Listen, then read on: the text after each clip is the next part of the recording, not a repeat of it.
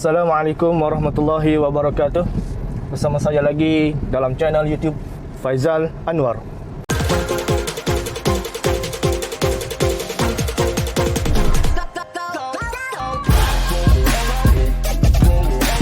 Untuk video kali ini saya terpanggil untuk mengupas satu topik bagi mereka yang baru sahaja berkecimpung dalam YouTube ni. Sama macam saya pun masih baru lagi. Walaupun channel saya sudah dimonetize beberapa bulan yang lepas, tapi masih banyak lagi perkara yang kita kena pelajari dan banyak benda yang kita tidak tahu. Dan sebagai contoh, sebelum saya monetize channel YouTube saya memang tak ada info apa-apa, tak ada ilmu apa-apa mengenai YouTube ni. Yang saya tahu hanyalah perlu dapatkan dua syarat yang ditetapkan oleh pihak YouTube, iaitu 1,000 subscribers dan juga 4,000 jam masa tontonan. Saya ingatkan hanya itu sahaja yang diperlukan oleh pihak YouTube. Ternyata saya silap, kerana setelah saya memenuhi kedua-dua syarat itu untuk memohon sebagai YouTube Partner Program, untuk kali pertamanya saya memohon, channel YouTube saya tidak diluluskan untuk monetization. Tidak diluluskan untuk monetization kerana dari aspek kesalahan konten. Jadi saya pun ingin berkongsi kepada anda semua kesalahan apa yang saya telah lakukan sebelum ini, dan semoga tidak diulangi oleh anda semua. Antara kesalahan yang saya lakukan adalah yang tidak diterima oleh pihak YouTube untuk monetization channel saya adalah reuse content. Apa itu reuse content? Perkara itulah yang saya akan kongsikan kepada anda semua. Mungkin ada yang pernah mendengar reuse content, mungkin belum mendengar apa itu reuse content. Untuk video kali ini saya akan mengupas mengenai perkara tersebut. Okey. Untuk sebelum ini saya telah memenuhi kedua-dua syarat yang ditetapkan oleh pihak YouTube untuk menjadi sebahagian daripada YouTube Partner Program mereka, iaitu 1,000 subscriber dan juga 4,000 jam masa tontonan. Dan saya pun try untuk memohon. Bila kita dah mendapat kedua syarat itu, kita akan diberi peluang untuk apply, untuk tekan apply bagi memohon monetization. Saya pun tekan apply itu. Dalam masa 3-4 hari, pihak YouTube menghantar email kepada saya dan menyatakan permohonan saya untuk monetization channel saya telah ditolak oleh pihak YouTube. Alasan yang diberikan oleh pihak YouTube kenapa permohonan saya ditolak adalah kerana saya menggunakan konten reuse content. Jadi saya pun pelik, apa itu reuse content? Sebelum ni saya tak pernah mendengar apa itu reuse content. Jadi selepas permohonan saya ditolak, saya mula mencari maklumat dan saya cuba mencari maklumat di YouTube. Ternyata sudah ramai orang yang terkena dengan reuse content ini. Jadi saya pun mengkaji apa itu reuse content, dan barulah saya tahu bahawa reuse content ini adalah kita menggunakan konten orang lain, iaitu video orang lain, untuk diupload di channel kita. Sebagai contoh, saya dulu menggunakan konten yang telah viral. Satu video ni telah viral dan saya re-upload semula video itu ke dalam channel saya, dan telah mendapat view yang cukup banyak. Seingat saya dalam 90k view, dan juga jam tayang pun meningkat disebabkan video tersebut. Jadi disebabkan video itu yang telah diupload oleh orang lain dan saya mengupload semula ke dalam channel saya, menyebabkan permohonan saya untuk memohon monetization channel telah ditolak. Jadi kepada anda semua yang baru sahaja membuat konten, saya sarankan untuk membuat konten sendiri. Jangan sesekali menggunakan konten orang lain. Walaupun video itu mendapat view yang banyak, tapi jangan sesekali kita mengambil video tersebut untuk di-upload ke dalam channel kita. Ini adalah satu kesalahan yang besar bagi pihak YouTube. dan menyebabkan permohonan kita untuk monetization channel akan ditolak. Jadi sebagai permulaan, saya kira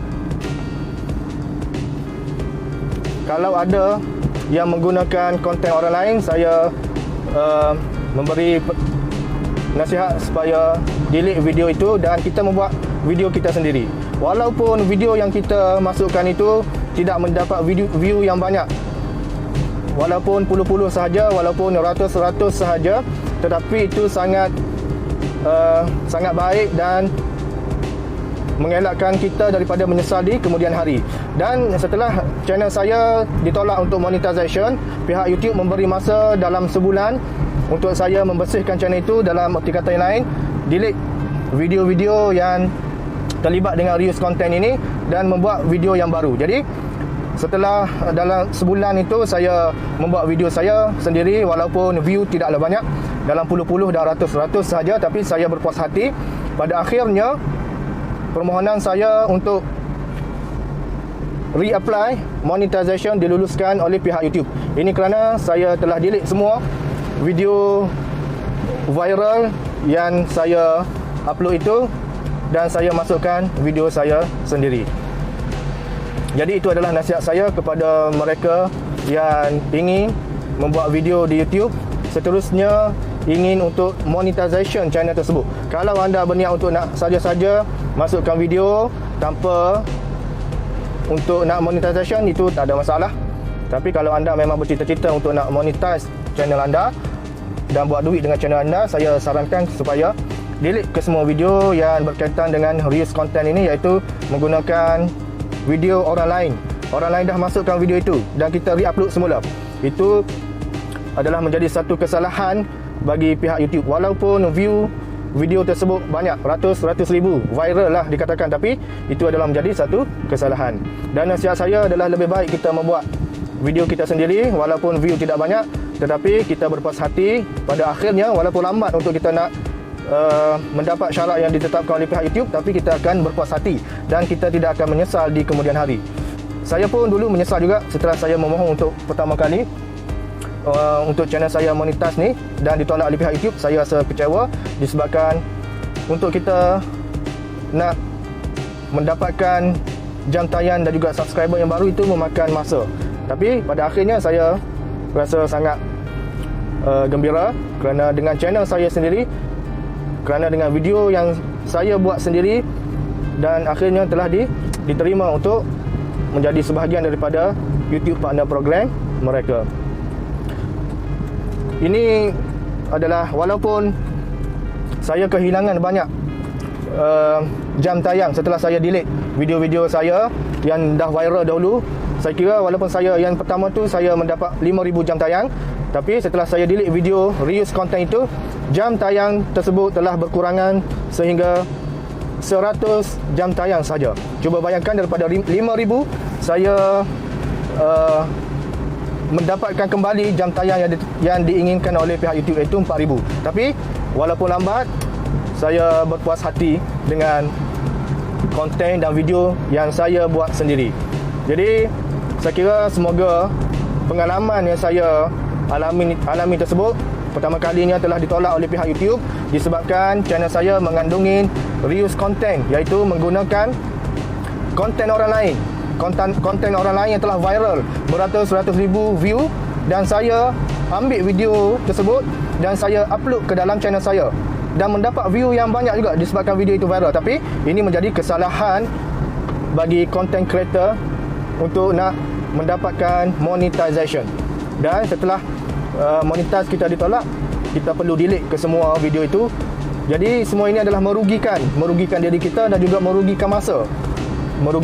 Jadi lebih baik kita membuat video kita sendiri, walaupun lambat, walaupun lama untuk nak mendapatkan syarat tersebut, tapi akhirnya kita dapat untuk nak monetize channel kita disebabkan kita telah mematuhi segala syarat dan juga peraturan yang ditetapkan oleh pihak YouTube. Jadi andai kata kita melanggari peraturan yang ditetapkan oleh pihak YouTube, maka kita akan menyesal di kemudian hari. Walaupun kita telah mencukupi kedua-dua syarat itu, tapi permohonan kita ditolak. permohonan kita ditolak dan kita akan terpaksa juga untuk nak mendelete ke semua video tersebut. Jadi masa itu sangat merugikan. Jadi saya nasihatkan kepada anda semua yang nak dengar je lah. Kalau yang masih rasa macam tak percaya dengan apa yang saya ceritakan ini, boleh saja meneruskan untuk nak membuat konten viral dengan menggunakan video orang lain tu. Lebih baik kita membuat video kita sendiri, viralkan video kita sendiri, originality daripada kita, daripada kita menggunakan video orang lain untuk nak viral. Akhirnya kita didapati bersalah dan pihak YouTube dapat mengesan kesalahan yang kita lakukan itu. Reuse content adalah satu kesalahan yang sangat berat. Ya, reuse content adalah satu kesalahan yang sangat berat untuk kita nak mendapatkan syarat lah untuk nak monetization channel kita. Jadi saya kira sekadar itu sahaja video saya pada kali ini mengenai reuse content berdasarkan pengalaman yang saya sendiri terkena. Jadi saya kongsikan kepada anda semua. Semoga video ini menjadi pengajaran jugalah kepada saya dan juga memberi manfaat kepada anda semua supaya lebih berhati-hati di kemudian hari, supaya tidak menyesal, kerana itu semua adalah satu kerugian yang sangat besar, kerugian masa dan sebagainya. Jadi saya kira itu saja video saya pada kali ini. Kepada anda yang baru saja menonton video ini dan baru saja datang ke channel saya, supaya menekan loceng subscribe yang berada di sebelah kanan video anda untuk mendapatkan maklumat dan video-video yang terbaru daripada saya. Assalamualaikum warahmatullahi wabarakatuh.